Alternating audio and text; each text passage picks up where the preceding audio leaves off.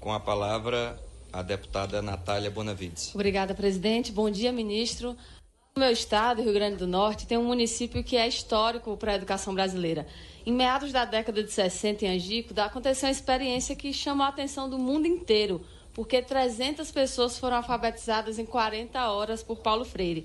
E lá nós temos hoje a Universidade Federal Rural do Semiárido, a UFESA, e junto do IFRN e da UFRN formam um cinturão da esperança para muitos jovens do Rio Grande do Norte, suas famílias, seus trabalhadores e para a região.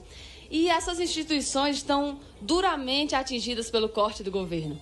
Corte sim, porque o dinheiro sumiu do sistema dessas instituições. E se fosse contingenciamento, eles apareceriam bloqueados, mas foram cortados. E são instituições que poderão fechar em poucos meses.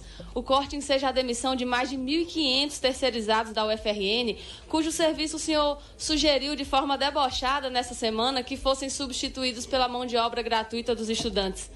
22 IFRNs que fechariam sem o básico do básico: água, luz, papel. Só no Rio Grande do Norte são 109 milhões de reais.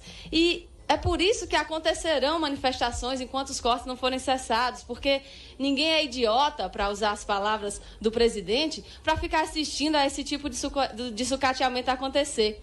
E os fundamentos apresentados para os cortes são totalmente contraditórios e não se sustentam.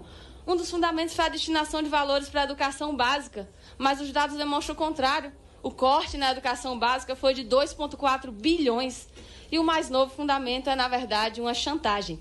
É o verdadeiro toma lá da cá. Vincula o cancelamento dos cortes com a aprovação da reforma da Previdência, sabendo que a reforma da Previdência sequer geraria algum impacto imediato, ou seja, o investimento da educação virou uma moeda de troca.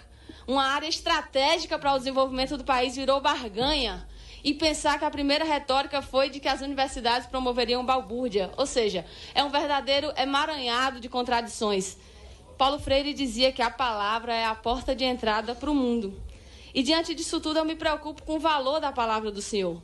O valor que o povo brasileiro pode dar para as palavras que o senhor apresenta aqui hoje. Um dia diz uma coisa, outro dia diz outra coisa. O governo anuncia o fim dos cortes, depois volta atrás, ficando evidente que os cortes são uma escolha política. E tudo parece acontecer por causa de uma guerra ideológica liderada pelo governo. Então eu pergunto, qual o valor que as pessoas darão à palavra do senhor e do governo? Qual a retórica que vai ser confirmada hoje? Ou vamos ter uma retórica nova?